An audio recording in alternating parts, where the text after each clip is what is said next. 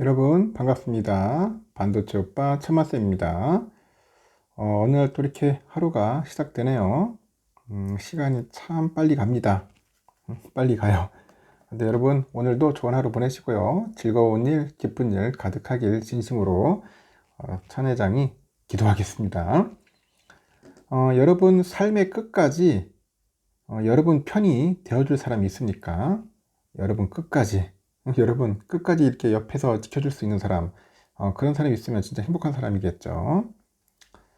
저는 이 방송을 하는 그 순간까지 우리 찐팬분 옆에서 끝까지 응원하도록 할게요. 그 코넬 대학의 그 심리학자인 그 길로비치가 그 한 실험에서 참가자 A한테 그 추해 보이는 티셔츠를 입히고 이 사람들이 가득한 방에 들어가게 했어요. 그 A씨는 그 방에 있는 사람들 모두가 그 자신을 이상하게 볼 것이다 생각했고 얼굴을 붉히면서 그 방에 들어갔지만은 놀랍게도요, 그의 티셔츠가 추하고 이상하다고 생각한 사람은 고작 10%도 되지 않았다고 하네요. 그 길로비치가 행한 실험 결과는 그게 뭐냐면 스포트라이트 효과라는 말로 널리 알려졌는데, 이 스포트라이트 효과란 것은 자신을 향한 타인의 시선을 이 과대평가하는 심리입니다. 과대평가. 이 과대평가하는 그런 심리를 의미한다고 하죠. 주변 사람들이 여러분에 대해서 가지고 있는 관심은 여러분이 예상하는 것보다 무려 그 10분의 1도 되지 않는다고 합니다. 사람들이 나를 깔볼지도 모를 것이다 그런 생각은 실제로는 내가 나를 뭔가 낮춰보고 있는 것에 이제 불과하는 거죠. 사람들이 나를 얕볼지도 모를 것이다 그런 생각은 실제로는 내가 나를 경시하고 있는 것에 이제 불과하다고 하는 겁니다. 다른 사람의 시선을 의식하면서 살아갈 필요가 없어요. 나를 높여줄 수 있는 사람은 오직 나뿐입니다. 삶의 끝까지 내 편이 되어줄 사람 또한 오직 나뿐이라는 사실을 여러분 결코 잊지 말아주세요. 알겠습니까? 오직 나뿐이야. 내 자신이 멘탈이 강하고, 하여튼 중요합니다. 내 자신 스스로를 컨트롤하는 게 가장 중요하다고 생각을 해요. 내 자신이 망가지면 힘들어요. 여러분 절대 힘듭니다. 누구한테 그렇게 뭐 기대고 의지할 생각도 하지 마시고 우리 스스로가 우리의 멘탈과 이 정신력을 한번 키워보자고. 키워봅시다. 지금 보니까요, 지난해 그 한국의 해외 직접 투자에서 미국이 차지하는 비중이 43.7%로 지난 1988년 이후 최고치를 기록을 했다고 합니다. 미국이 해외 기업들의 투자 유치에 적극적으로 나서면서 국내 2차 전지하고 반도체 핵심 기업이죠. 미국 진출을 늘린 데 따른 것으로 이제 분석이 돼요. 한국무역협회 국제무역통상연구원이 20일 발간한 한국 기업의 대미 투자 현황과 경제적인 창출 효과 보고서에 보니까 지난해 한국의 ODI가 총 634억 달러로 집계됐고 이 중에 43.7%인 277억 달러가 미국에서 이루어졌다고 합니다. 이어서 케이만 군도가 9.7%로 2위를 차지했고 룩셈부르크 7.8%, 캐나다 5.7%, 베트남 4.2%, 인도네시아 3.3%, 중국이 2.9% 이렇게 순이었다고 하네요. 미국으로 ODI가 늘어난 거는 미국이 반도체법하고 인플레이션 감축법이죠. IRA 이거를 통해서 이 보조금 등으로 제조시설을 적극적으로 유치한 결과로 보입니다. 삼성은 미국 텍사스의 반도체 생산 공장을, LG엔솔에는 미국 애리조나의 배터리 생산 공장을 짓기 위한 대규모 투자를 단행한 바가 있는데 이런 영향으로 지난해 한국의 ODI 중에 메모리 반도체하고 축전지의 대미 비중이 각각 99.2, 70.1%로 최고를 기록을 했죠. 미국 기준으로 보니까 외국인 직접 투자가 그 누적 유입 중에 한국이 차지하는 비중이 2010년 이전까지 1% 안팎이었는데 2020년하고 22년 사이에 2.3% 수준으로 이제 올랐다는 겁니다.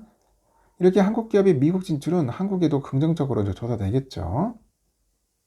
한국의 대미 ODI가 10% 늘어나면 대미 수출은 0.2% 정도 상승하는 것으로 나타나는데요. 이 수출의 대체 효과보다는 수출의 유발 효과가 더 큰 것으로 분석이 됩니다.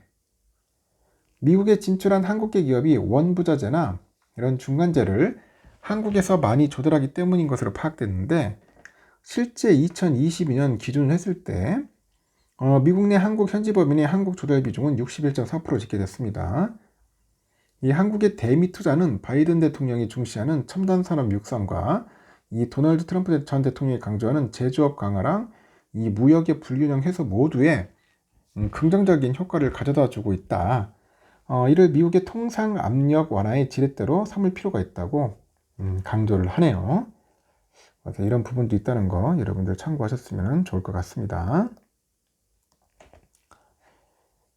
그리고 요즘 또 하이닉스 관련된 얘기도 있던데, 현재 부진을 이어온 하이닉스의 그 솔리다임이 달라졌다, 그런 이야기를 합니다.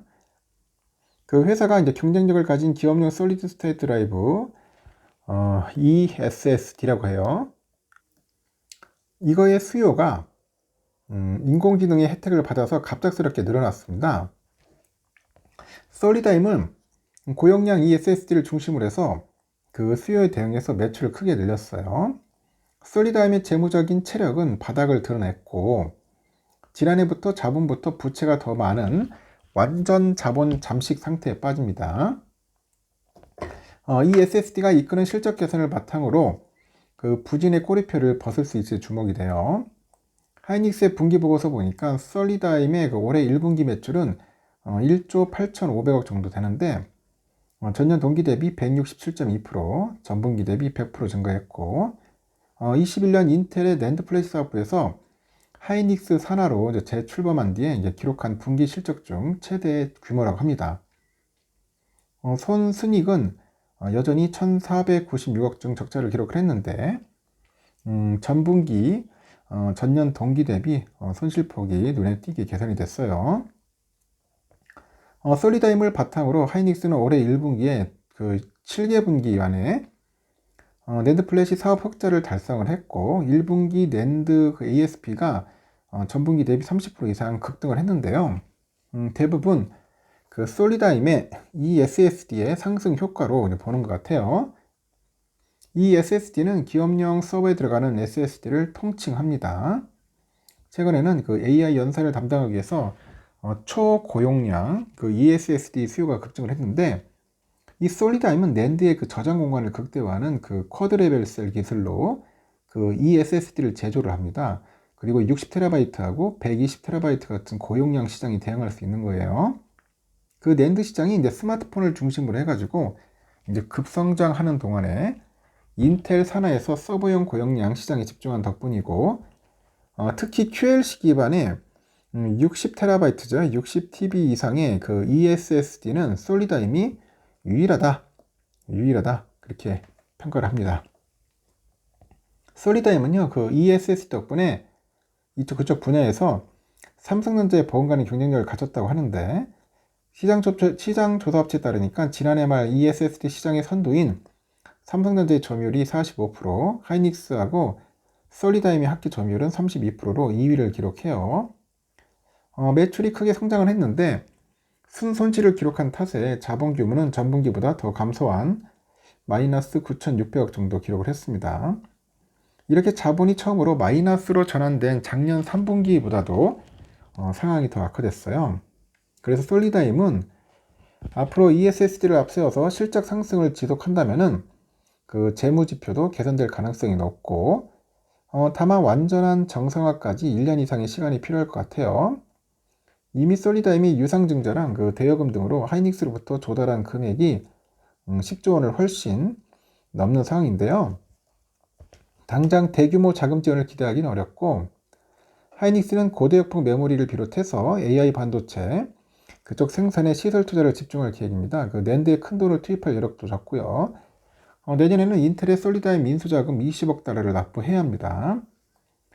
솔리다임은 성장이 기대되는 ESS 시장을 집중 공략할 방침인데, AI 서버뿐만 아니라 일반 서버에서도 기존의 그 하드디스크죠, HDD보다도 소비 전력이 낮고 성능이 우수한 그런 eSSD로 전환 수요가 발생할 것으로 보는 것 같아요. 그러다 보니까 이제 판매를 확대하는 거죠. 하이닉스에서도 그래요. 초고용량 eSSD를 구현하기 위해서는 현재 시장의 주력인 TLC가 아닌 QLC가 필요하다.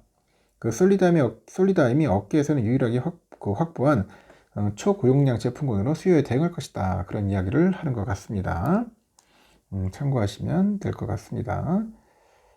그리고 또 HBM에 관련된 이야기들이 있는데 삼성전자랑 하이닉스, 미국 마이크론 등 3대 메모리 반도체 기업이 올해 선단 공정에 투입하는 웨이퍼의 35%, 이 35%를 그 HBM 생산에 쓸 거라고 그런 이야기가 있어요. 대만 시장조사 업체 트렌드포스도 그 3대 D램 업체가 선단 공정을 위해서 웨이퍼 투입량을 늘리고 있다. 이같이 이제 밝혔습니다. 트렌드포스는 메모리 업체들이 하반기 캐파 이거를 확대를 위해서 설비 투자를 늘리고 있다고 설명을 했는데 또 10나노급 4세대하고 1나노미터죠. 4세대 1나노미터 이상의 공정에서 쓰이는 그 웨이퍼가 연말까지는 전체 D램 웨이퍼 투입량의 40%를 차지할 것으로 내다보고 있고요. 선단 공정에서 쓰이는 웨이퍼의 35%는 HBM 생산용으로 쓰일 것 같습니다. HBM의 경우 수율이 한 50에서 60%인데다가 일반 D램 대비 필요로 하는 웨이퍼 면적이 60%로 넓다 보니까 그 메모리 업계의 웨이퍼 투입량이 늘어날 수밖에 없다는 게 그 트렌드포스의 설명이죠. 회사는 또 나머지 웨이퍼 캐파는 저전력 더블 데이터 LPDDR5X하고 더블 데이터 레이트 DDR5 제품이 할당할 거라고 합니다. 올해 HBM 주류 제품은 하반기 출하량이 집중될 5세대 HBM이 될 것 같고요. 트렌드포스를 보니까 SK하이닉스는 그 마이크론과 함께 1B, 1B죠. 1B 공정을 활용해서 엔비디아에 공급하고 있고요. 1A 공정을 활용하는 삼성은 2분기 인증을 완료하고 올해 중반부터 납품을 시작할 것 같아요. 일단 트렌드포스에서는 PC와 서버, 스마트폰의 컨텐츠 용량의 증가로 그 매 분기 선단 공정 캐파 수요가 늘고 있다고 설명을 하는데 그 특히 서버의 경우 보니까 AI 서버를 중심으로 가장 높은 캐파 증가를 보인다고 합니다.